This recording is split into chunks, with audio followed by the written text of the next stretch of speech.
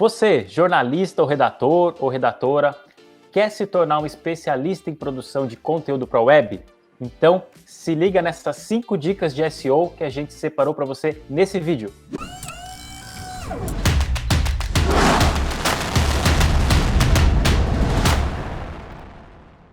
Fala galera, eu sou o Daniel Dall'Acqua. E eu sou o Lu Diamano. E nós somos da Mirago. A Mirago é uma escola para quem quer aprender marketing digital e e-commerce em cursos na prática. É isso aí. E esse aqui é o Coffee and Growth, o nosso quadro no YouTube, para você que quer crescer e evoluir em marketing digital, vendas e negócios. E o tema de hoje é SEO para jornalistas, redatores, profissionais da área de relações públicas ou assessoria de imprensa. Então nós vamos ver várias dicas legais que a gente trouxe aqui para você. Então se você se interessa pelo tema, já deixa o seu like aí no vídeo, que tem muita coisa boa que a gente vai falar.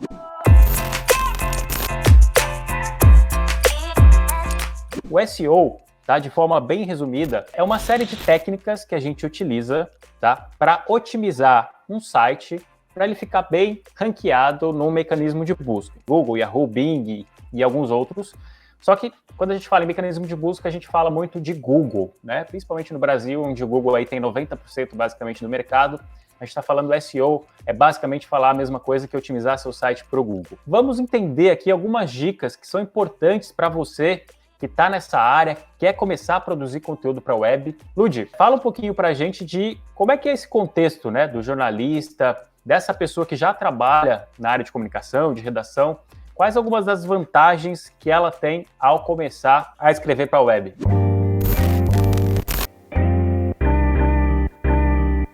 Bom, se você trabalha já, né, se você tem uma formação nessa área, como vários exemplos que o Daniel citou aí, né, se você é jornalista, redator, trabalha com assessoria de imprensa, relações públicas, etc., eu tenho uma boa e uma má notícia para você. A boa notícia é que você já está um passo à frente de muitas pessoas que querem começar a trabalhar com produção de conteúdo para a web, né?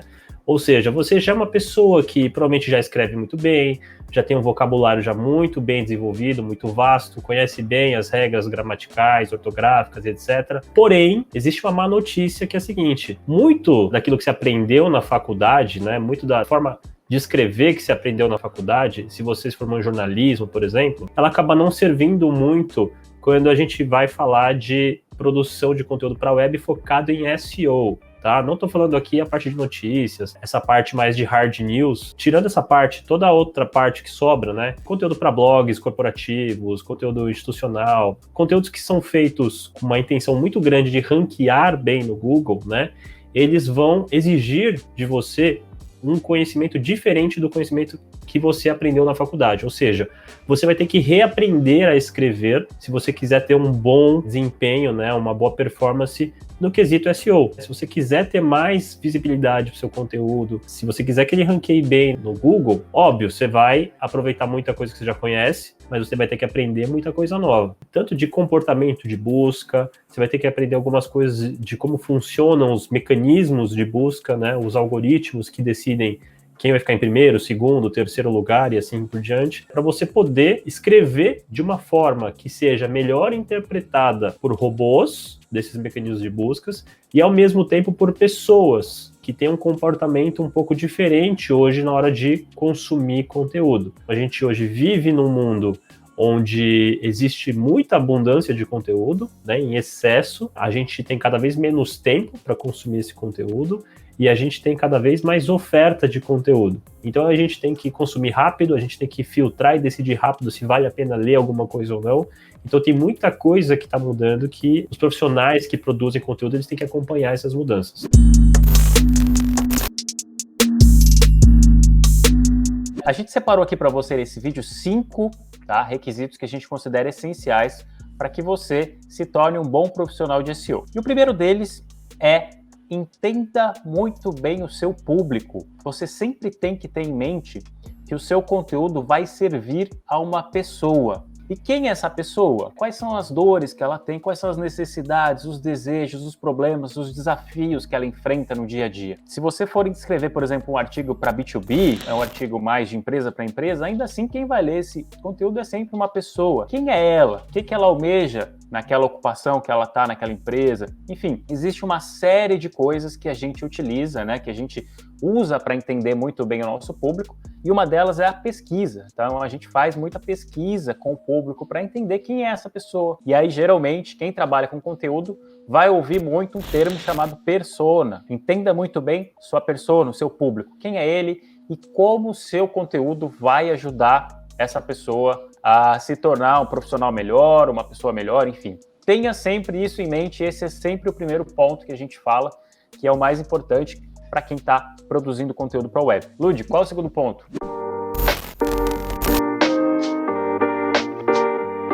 Se, por um lado, você tem que entender de gente, do outro lado, você tem que entender de algoritmo, de como funcionam os mecanismos de busca. Quando a gente começa a trabalhar com SEO, é muito comum ouvir muito falar de palavras-chave, que é importante pensar em palavras-chave, que tem que colocar as palavras-chave no seu texto. Mas o que as pessoas não entendem é que a palavra-chave, no fundo, ela é o quê? Ela é só uma forma que nós, seres humanos, nós temos de expressar uma intenção, né? Então, quando você abre o Google e você está procurando alguma coisa lá, na sua cabeça você tem uma intenção. Ou você quer decidir se um produto vale a pena ou não ser comprado, ou você quer decidir qual dos dois produtos é melhor, ou você quer saber mais a respeito de algum tema que você não entende muito bem ainda. Mas, no fundo, a gente tem uma intenção. E a palavra-chave, ela é somente a forma que nós temos de exteriorizar isso, para que o Google entenda o que a gente está procurando. Você tem que entender a diferença entre o que é palavra-chave e o que é intenção de busca. Porque eu posso ter uma única intenção de busca e usar 3 palavras-chave diferentes para pesquisar sobre essa mesma intenção. Vou pegar um exemplo clássico aqui que a gente costuma usar. Vamos supor que você quer um carro novo, mas você não quer entrar num financiamento, porque vai acabar sendo mais caro, você também não tá com tanta pressa assim, você tem um carro já que tá bom, tá legal, ou sei lá, você vai comprar um carro pro seu filho, seu filho ainda tá moleque, tá pré-adolescente, você tem tempo ainda para comprar. Você pode fazer um consórcio. Vamos supor que você entra no Google e você pesquisa lá, consórcio de carro. Consórcio de carro é uma palavra-chave. Uma mesma pessoa com a mesma intenção, ela pode digitar uma palavra-chave diferente. Ela pode digitar consórcio de veículo, ou ela pode digitar consórcio de automóvel, né? Então a gente está falando aí de 3 palavras-chave completamente diferentes, mas que têm a mesma intenção de busca. E o que você precisa entender? Que hoje os mecanismos de busca, eles são muito mais inteligentes do que há 5, 10 anos atrás. Hoje o mecanismo de busca, ele consegue entender que essas 3 palavras-chave elas tratam de uma mesma intenção de busca. Ou seja, você não precisa criar um conteúdo para consórcio de carro, você não precisa criar outro conteúdo para consórcio de veículo, e você não precisa criar outro conteúdo para consórcio de automóvel, porque eles têm a mesma intenção, tá? Ou seja, você pode criar um único conteúdo para essas 3 palavras-chave diferentes. Então, no fundo, a gente precisa construir e criar conteúdo que seja útil, que seja valioso, que entrega valor para as pessoas, que possui uma determinada intenção. Eu quero aparecer para consórcio de automóvel. Eu quero ficar em primeiro lugar para essa palavra-chave. Beleza. O mínimo que você tem que fazer é um trabalho de pesquisa, tá? Então você tem que ir lá no Google, procurar consórcio de automóvel, procurar consórcio de carro, procurar consórcio de veículo, ver quais sites estão aparecendo ali, entrar em cada um deles, o que eles estão escrevendo ali, quais são os tópicos que eles abordam no conteúdo, quais são as principais dúvidas que as pessoas vão lá e estão buscando conteúdo para sanar essas dúvidas, se é mais vantajoso que financiar, o quão vantajoso é, quanto tempo demora, se tem sorteio, se não tem, enfim, você tem que fazer todo esse trabalho de pesquisa que um jornalista já sabe fazer muito bem, porque ele aprendeu a fazer isso na faculdade, então você tem que levantar todos esses pontos que podem ser de interesse de quem está lendo e fazer um conteúdo muito bom, pensando no contexto de quem está fazendo aquela pesquisa no Google. Então, acho que o ponto fundamental na hora de começar a entender de algoritmo, antes de ir para a parte técnica do SEO, é você entender a diferença entre palavra-chave e intenção de busca. As pessoas costumam ficar muito bitoladas em palavras-chave e elas esquecem que existe uma intenção ali atrás, que é a parte mais importante de tudo isso. E aí, vamos entrar um pouco mais no detalhe no quesito palavras-chave.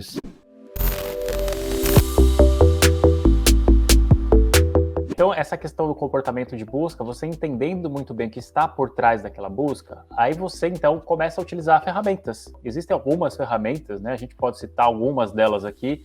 Talvez a mais utilizada, a mais famosa delas, seja uma ferramenta do próprio Google, chamada Planejador de Palavra-Chave. Essa ferramenta, ela faz parte do Google Ads, que é a plataforma de anúncios do Google. Por meio dela, você consegue entender, por exemplo, o volume de uma certa palavra-chave ou de um conjunto de palavras-chave relacionados a determinado comportamento de busca. Para que você tenha uma granularidade, ou seja, para que você consiga ver exatamente qual o número, né, de buscas que essa palavra-chave te traz, geralmente você tem que ser um anunciante já da plataforma, senão ele vai dar um número que está num range, né, numa escala. Então, por exemplo, você fez uma pesquisa por consórcio alto, como o Lud disse, e aí você vai ver, se você não é um anunciante da plataforma, que essa palavra ela pode ter um volume de busca de 1.000 a 10.000, por exemplo, buscas por mês numa determinada região ou num determinado país. Ao passo que se você fosse um anunciante, né, e já investisse um dinheiro ali, você ia ver esse volume exato, ou seja, vamos supor que essa palavra tenha 5.500 buscas por mês na cidade de São Paulo, por exemplo. Essa é uma plataforma super utilizada, que a gente mais utiliza para fazer pesquisa de palavra-chave. E aí tem outras, né, que a gente pode usar, como por exemplo a Ubersuggest, que é uma plataforma que vai te dar sugestões de outras palavras-chave, tá? Então você pode entender também o volume de busca e entender quais são outras palavras semelhantes àquela busca principal que você pode utilizar dentro do seu texto, por exemplo, do seu conteúdo. Então, assim, entender de ferramentas é importante para que você faça uma pesquisa muito bem qualificada nesse início e a partir do entendimento dessa busca, desse comportamento de busca, desse volume de palavras-chave que você vai pesquisar, você parte, então, depois para a produção de conteúdo. E na produção de conteúdo, você tem que se atentar sobre um conceito chamado densidade de palavra-chave. Se você, por exemplo, produzir um conteúdo de 2.000 palavras e dentro desse texto você colocar, por exemplo, uma só palavra-chave relacionada àquele conteúdo que você está produzindo, provavelmente seja uma densidade muito baixa para que o Google entenda aquele texto como sendo relevante para ele. Aí sim você tem que trabalhar a densidade de palavra-chave, ou seja, você tem que colocar mais elementos dentro desse texto que vão fazer com que o Google entenda, com que o algoritmo do Google entenda que aquele texto fala sobre determinado assunto, ao passo que você coloca mais palavras-chave, mais sinônimos, mais palavras relacionadas àquele contexto. Então, assim, são duas questões super importantes. Então, a pesquisa de palavra-chave, você tem que fazer uma pesquisa muito bem feita. E quando você estiver produzindo conteúdo, se atentar à densidade de palavra-chave. Com uma ressalva, cuidado para não exceder e colocar um monte de palavra-chave no seu texto. Isso você vai estar cometendo um erro crasso em SEO, que muita gente cometeu e ainda comete, infelizmente, que é rechear um texto de um monte de palavra-chave. Coloca um texto de 1.000 palavras e aí você repete uma palavra-chave, sei lá, 30 vezes naquele texto. É péssimo, o Google até entende isso como se fosse uma técnica que você estivesse tentando enganá-lo. Então, assim, não existe uma fórmula pronta, você tem que ter 2% de densidade de palavra-chave. Não é isso, mas você tem ferramentas hoje que te permitem fazer uma análise para ver se você está no caminho certo ou não. Uma delas, por exemplo, se você usa o WordPress, são plugins de SEO. Por exemplo, o Yoast. O Yoast, ele te dá lá uma variação, né, de qual a densidade adequada para você explorar num texto. Então, só recapitulando, público, comportamento de busca e palavras-chave. Lud, qual que é a quarta dica que a gente traz?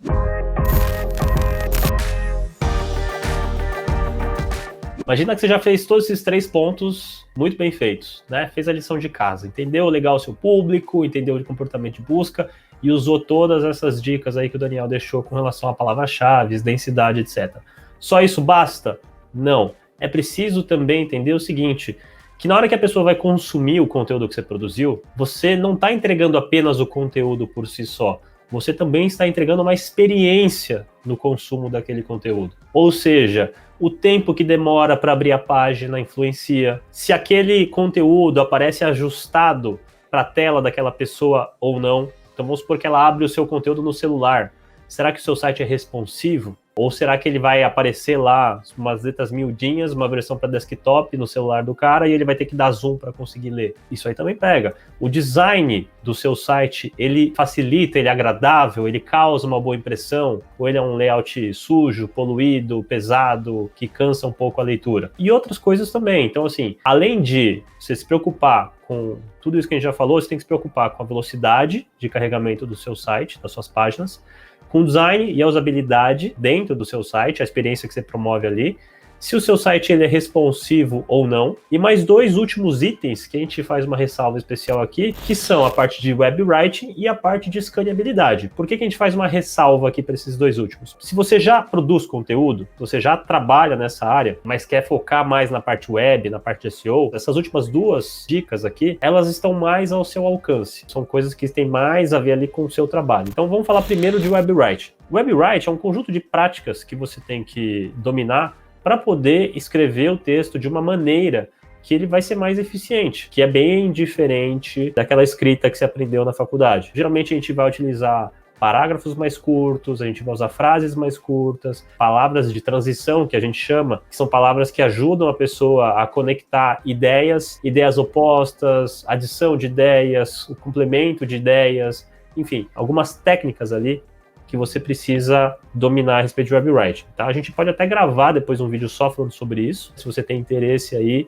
deixa aí embaixo nos comentários que a gente grava depois. E o último ponto, eu vou deixar aqui para o Daniel falar, que é a escaneabilidade. A escaneabilidade faz parte, né, da web writing, da questão de ter uma prática de escrita que vai facilitar o consumo desse conteúdo para o usuário. Então, escaneabilidade vem de escanear, ou seja, de o usuário ter a possibilidade de bater o olho num texto e saber quais são os principais tópicos daquele texto, quais são as ideias centrais daquele conteúdo, tá? E para isso existem algumas técnicas, né, que a gente utiliza para a produção de texto web. Algumas coisas básicas que qualquer jornalista e produtor de conteúdo, redator, já está acostumado. Então, por exemplo, ter um título muito bem desenhado, muito bem escrito. Você tem uma questão dentro do conteúdo, que você separa conteúdos em intertítulos, ou seja, é importante que você tenha uma boa hierarquização desses títulos, tá certo? Na técnica, né, do SEO, a gente chama de H1, H2, H3 e assim por diante. Não precisa entrar em detalhes sobre isso, mas é só para que você entenda que existe uma hierarquia de títulos.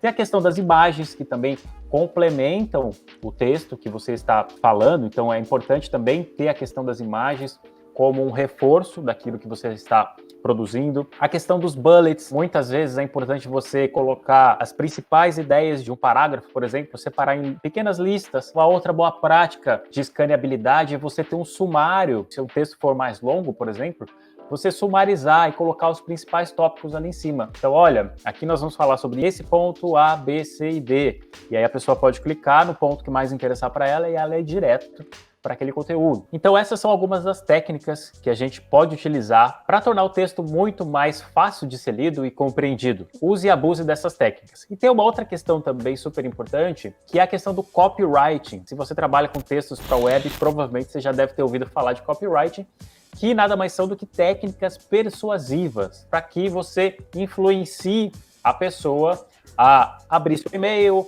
a clicar no título do seu blog, por exemplo, ou a vender um produto ou um serviço. Existe uma série de técnicas que são utilizadas em copywriting. A gente pode até fazer um vídeo à parte sobre isso. Se você tiver interesse, deixa um comentário aí que a gente vai ter o prazer de gravar. Uma das grandes vantagens, por exemplo, do copywriting é que um bom título que você faz para um post de blog, por exemplo, você tem condições de aumentar o seu CTR, né, que é a taxa de cliques naquele título. Tudo isso ajuda você a entregar um conteúdo melhor, um conteúdo de mais valor para a sua audiência. Então fica faltando só o último, Lud. Qual que é a última dica que a gente traz aqui?